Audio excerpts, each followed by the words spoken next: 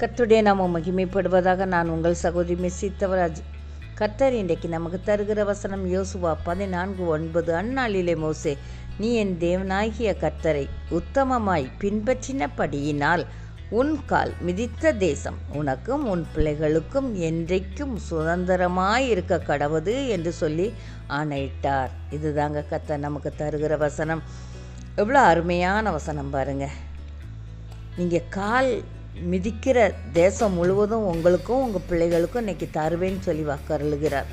இதை கேட்டுக்கொண்டுகிற வேளையில் யார் யார் மனதில் கர்த்தர் பேசுகிறாரோ, யார் யார் இருதயத்தை கர்த்தர் கைப்பற்றுகிறாரோ அவங்களுக்கு இந்த வசனம் உரித்தாகும்.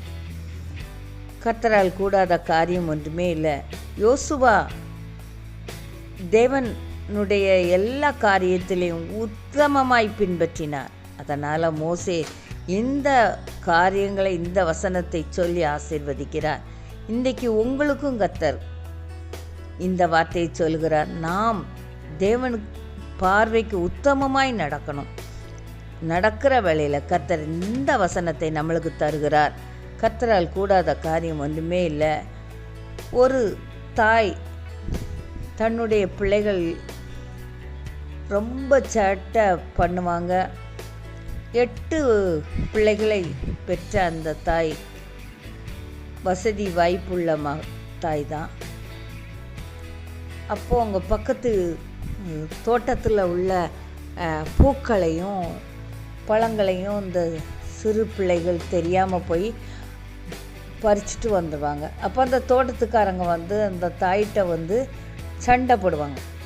எப்படி உங்கள் பிள்ளை ஏன் தோட்டத்தில் இறங்கி பூ பறிக்கிறாங்க, பழத்தை பறிக்கிறாங்க அப்படின்னு சொல்லி டெய்லி சண்டை போடுவாங்க.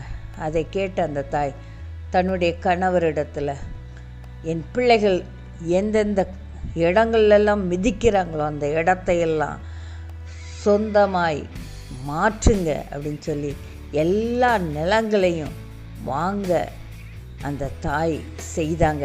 இன்றைக்கு கர்த்தர் உங்களுக்கும் அதைத்தான் சொல்லுகிறார். அந்த தாயை போல நீங்கள் கால் மிதிக்கிற இடத்தையெல்லாம் உங்களுக்கு சொந்தமாக்க கர்த்தர் சித்தம் வைத்திருக்கிறார். ஜெபத்தோடு பெற்றுக்கொள்ளுங்கள். கர்த்தர் தான் இந்த வார்த்தையை ஆசீர்வதிப்பாராக.